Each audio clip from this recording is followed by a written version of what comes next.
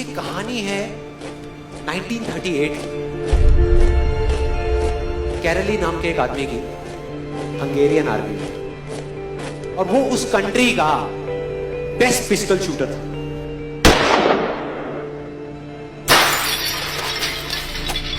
जितनी भी national championships हुई थी उस कंट्री में, उसको वो जीत चुका था। और सबको ऑलमोस्ट कंफर्म था कि 1940s में जो ओलंपिक्स होने वाले हैं उसमें गोल्ड मेडल केरली को ही मिलेगा। और उसने सालों से ट्रेनिंग करी थी। उसका एक ही सपना था, एक ही फोकस था कि मुझे अपने इस हाथ को दुनिया का बेस्ट शूटिंग हैंड बनाना है, बेस्ट बनाना है, बेस्ट बनाना है। और वो कामयाब हो गया, उसने बना लिया बेस्ट शूटिंग हैंड। सिर्फ 2 साल का फर्क। 1938 में एक आर्मी का ट्रेनिंग कैंप चल रहा था, क्योंकि वो आर्मी में था, तो एक एक्सीडेंट हो गया। उसके उसी हाथ में जिससे उसने गोल्ड मेडल जीतना था, उसमें एक हैंड ग्रेनेड फट गया और वो हाथ चला गया। जो उसका सपना था, जो फोकस था, सब खत्म।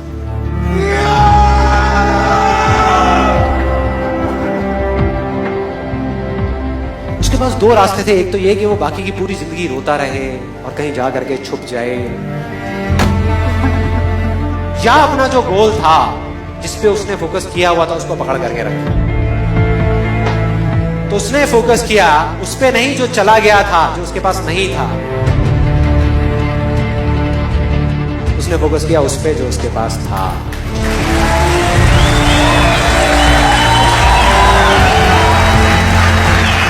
जो उसके पास था, और क्या था उसके पास में?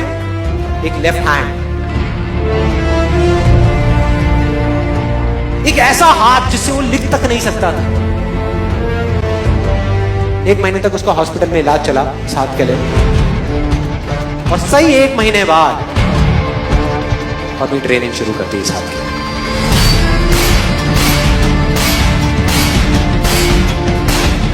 ट्रेनिंग के 1 साल बाद, मतलब कि 1939 में वो वापस आया।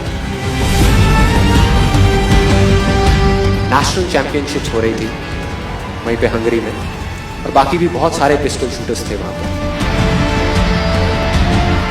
उन्होंने जा करके उसको कांग्रेचुलेट किया, कहा कि यार देखो, ये होता है जज्बा, ये होती है स्पोर्ट्समैन स्पिरिट, कि इतना सब कुछ होने के बाद भी तुम यहां पर आए हो हमको देखने के लिए और हमारा हौसला बढ़ाने के लिए। किसी को नहीं पता था कि वो 1 साल से अपनी ट्रेनिंग कर रहा था लेफ्ट हैंड की, और उसने जवाब दिया, मैं यहां पर तुम्हारा हौसला बढ़ाने नहीं आया, तुम्हारे साथ कॉम्पीट करने आया हूं, तुमसे लड़ने आया हूं, तैयार हो जाओ। और कंपटीशन हुआ। बाकी सब वहां पर जितने भी लोग थे वो कॉम्पीट कर रहे थे अपने बेस्ट हैंड से। ये कॉम्पीट कर रहा था अपने ओनली हैंड से, ओनली हैंड से। कौन जीता? The man with the only hand, केरली, जीत गया। लेकिन वो यहां नहीं रुका। उसका गोल क्लियर था कि मुझे इस हाथ को, इस कंट्री का नहीं, इस पूरी दुनिया का बेस्ट शूटिंग हैंड बनाना है। उसने अपना सारा फोकस उठा करके डाला 1940 पे, जब ओलंपिक्स होने वाले थे। लेकिन 1940s के ओलंपिक्स कैंसिल हो गए वर्ल्ड वॉर की वजह से।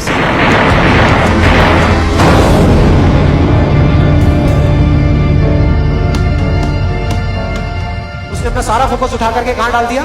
1944 में जो ओलंपिक्स होने वाले थे उसके ऊपर। और 1944 में जो ओलंपिक्स होने वाले थे वो भी कैंसिल हो गए वर्ल्ड वॉर की वजह से। फिर से कैंसिल।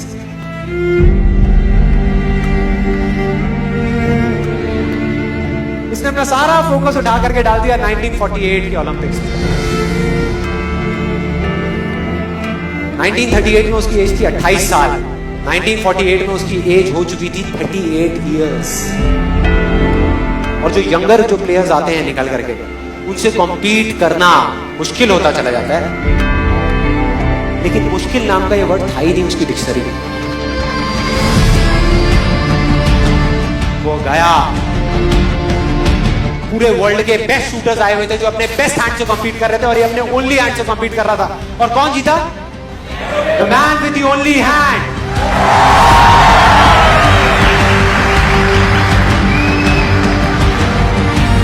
लेकिन वो तब भी नहीं रुका।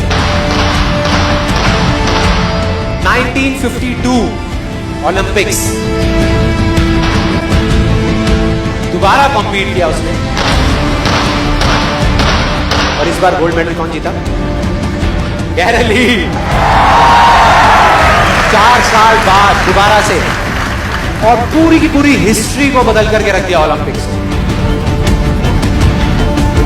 इस पर्टिकुलर कंपटीशन में उससे पहले किसी भी एथलीट ने लगातार 2 गोल्ड मेडल्स नहीं जीते।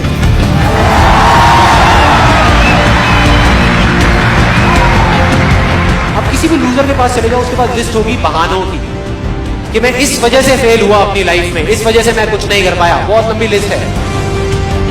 और दूसरी तरफ विनर के पास चले जाओ, उसके पास में 1000 वजह होगी वो ना करने की जो वो करना चाहता है, सिर्फ एक वजह होगी वो करने की जो वो करना चाहता है, और वो कर जाएगा।